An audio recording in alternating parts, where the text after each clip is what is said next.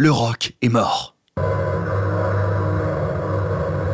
C'est ce qu'on dit depuis 20 ans. Et si c'était pas vrai et qu'il était juste en train de changer de visage. Parce que entre les légendes qui vieillissent, les radios qui recyclent les vieux hits et les jeunes qui écoutent de la musique sur TikTok, eh bien, il y avait un vide. Un vide d'énergie, un vide d'identité et un vide de révolte. Et c'est là qu'un gars du Yorkshire débarque, les cheveux roses, le cœur en bordel et une mission presque naïve, rendre le rock à ceux qui n'y croyaient plus. Ce gars-là, c'est Yungblud et c'est de lui dont on va parler dans la vidéo d'aujourd'hui. Avant de commencer, je voulais vous remercier pour votre engagement et vos retours sur ma dernière vidéo au sujet de MTV. La chaîne a passé les 1000 abonnés, je suis super content et ça me motive à fond pour continuer à vous proposer des nouveaux contenus. Donc si t'es un ou une habituée de la chaîne, je te remercie du fond du cœur pour ton soutien. Et si tu tombes là par hasard, je t'invite à aller jeter un œil aux autres vidéos et à t'abonner si le contenu te plaît. Bref, est-ce qu'on peut dire que Yungblud représente le renouveau du rock? C'est la question à laquelle je vais essayer de répondre aujourd'hui dans Balance la sauce. Dominic Harrison, alias Yungblud, a grandi à Doncaster, en Angleterre, une ville grise où personne ne fait trop de bruit. Lui, à l'inverse, il en fait trop. Diagnostiqué TDAH, rejeté à l'école, incompris par ses profs, il décide alors de transformer ce trop-plein d'énergie en un véritable manifeste. Son premier album, 21st Century Liability, sorti en 2018, est un cri adolescent, à la fois politique et intime. Il y parle de violence policière, de santé mentale, de consentement, d'identité, beaucoup de sujets que le rock classique a souvent ignorés. Et surtout, il parle sans filtre. Pas pour provoquer, mais pour rester humain. Et le moins qu'on puisse dire, c'est que son image ne laisse pas insensible. Jupe, maquillage, cris, pour beaucoup, c'est ridicule, mais pour des milliers de jeunes, c'est une libération. Pour eux, ce mec, il joue pas à la rockstar, il joue leur vie. Chez Yungblud, chaque ère musicale est une transformation et chaque album une façon de réécrire sa propre histoire.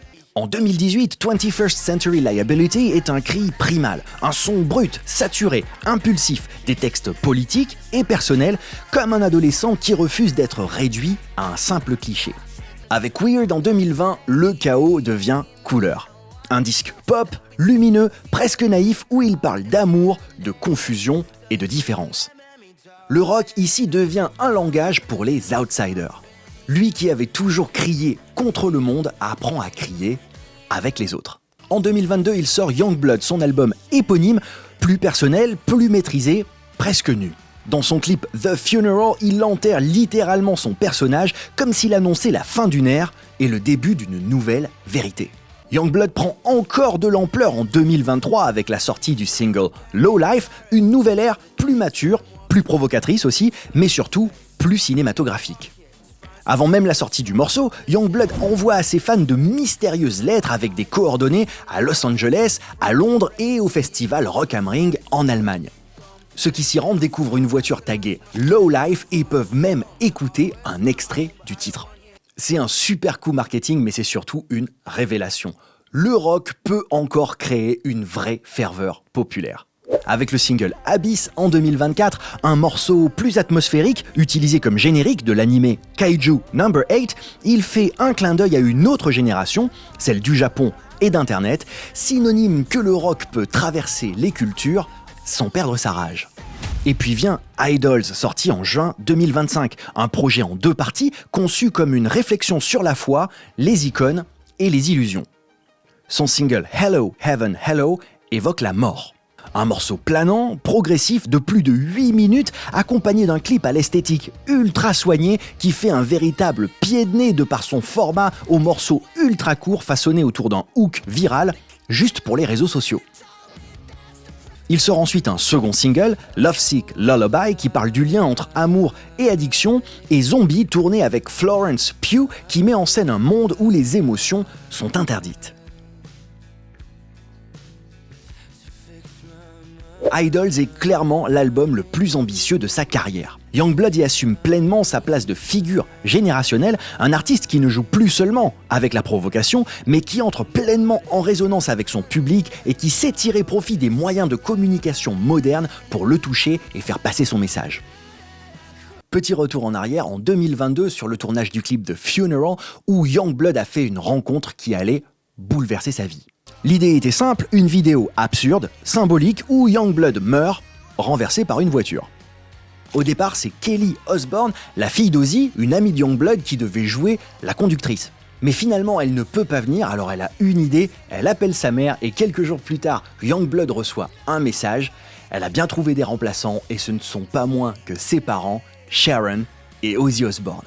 Et là, Yungblud, il y croit pas, parce que Ozzy, c'est son idole absolue. Et quand il arrive sur le tournage, il ne rencontre pas une légende, mais il rencontre un mec simple et authentique. It's like Ozzy was like my Batman.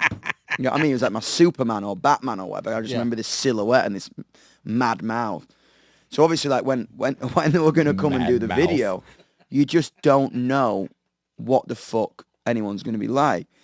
And within 10 minutes, he made me a salami sandwich. It was fucking hilarious. Kerrygold butter, a baguette, salami and ginger beer. Yungblud et Ozzy Osbourne développent alors une amitié sincère, une sorte de relation père-fils spirituelle qui perdurera jusqu'à la disparition du Prince des Ténèbres le 22 juillet 2025. You got number one album. Yeah, I have, yeah. Good for you.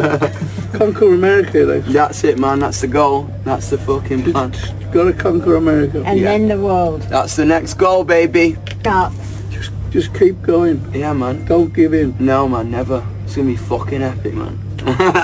Love you, Oz. Love you, I man. fucking love you, man. Honestly. C'est un symbole, le vieux démon qui bénit le gamin du chaos. La boucle est bouclée. What the fuck was that? Just some fucking poser. Sa rencontre avec Ozzy Osbourne n'a pas seulement changé sa vie, elle a également propulsé sa carrière. Et la consécration arrive 3 ans plus tard, le 5 juillet 2025 à Birmingham, durant le concert Back to the Beginning, le dernier show d'Ozzy Osbourne avant sa mort, où il a convié toutes les légendes du rock à se produire pour célébrer sa carrière. Yungblud est invité à interpréter Changes, un titre de Black Sabbath sorti en 1972. Une chanson d'adieu, de vulnérabilité et de passage. Et il ne la joue pas comme un hommage, il la vit.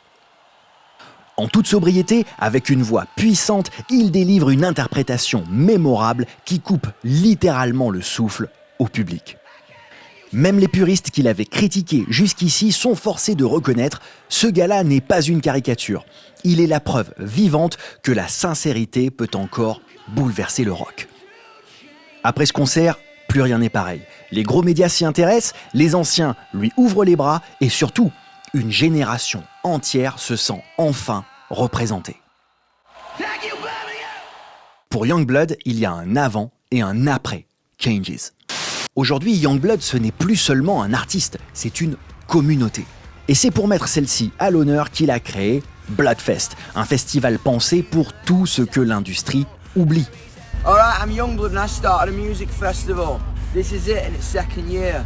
Welcome to Bloodfest. Des tickets à 50 livres, accessibles aux plus modestes, des zones calmes pour les personnes sujettes à la surcharge sensorielle, des espaces non genrés et des coins de repos en cas de crise d'anxiété. C'est une utopie rock version 2025, le chaos, mais en sécurité. Et là encore, la boucle avec Ozzy Osbourne est parfaite. Lui avait créé l'Ozzfest dans les années 2000 pour rassembler les marginaux du métal. Yungblud fait la même chose, mais à sa manière. Inclusive, queer et bienveillante. Le rock n'est plus un mur entre l'artiste et le public, c'est un miroir. Mais malgré tout, les critiques persistent. Rock pour ados, produits marketing, provocation de surface, et pourtant Mick Jagger, des Rolling Stones, l'a qualifié de véritable énergie du futur. Il a même partagé la scène avec Steven Tyler d'Aerosmith pour un hommage à Ozzy Osbourne lors des Video Music Awards en 2025. Et pourquoi ? Eh bien parce qu'ils savent, parce qu'ils reconnaissent cette flamme qu'ils avaient en eux à 20 ans. Yungblud divise, ok, mais il inspire surtout. Et dans une industrie qui tourne en rond depuis déjà pas mal de temps, eh ben c'est assez révolutionnaire. Alors non, Yungblud n'a pas vraiment ressuscité le rock, mais il l'a plutôt réincarné avec ses cris, ses blessures, ses couleurs et cette façon de transformer le chaos en connexion. Le rock n'est plus un cri contre le système ou l'injustice du monde, c'est un cri avec les autres. Un cri de compassion, de partage et d'énergie brute. Alors non, le rock n'est pas mort, c'est juste sa représentation symbolisée par les excès et les outrages qui ne trouvent plus vraiment sa place dans notre société contemporaine. Mais l'esprit rock à contre-courant des préoccupations des élites existe bien toujours. Et aujourd'hui, Yungblud en est un symbole. Voilà, j'espère que cette vidéo t'a plu. N'hésite pas à partager ton avis en commentaire, je les lis tous. En attendant, je te fais une bise et je te dis à très vite sur Balance la sauce.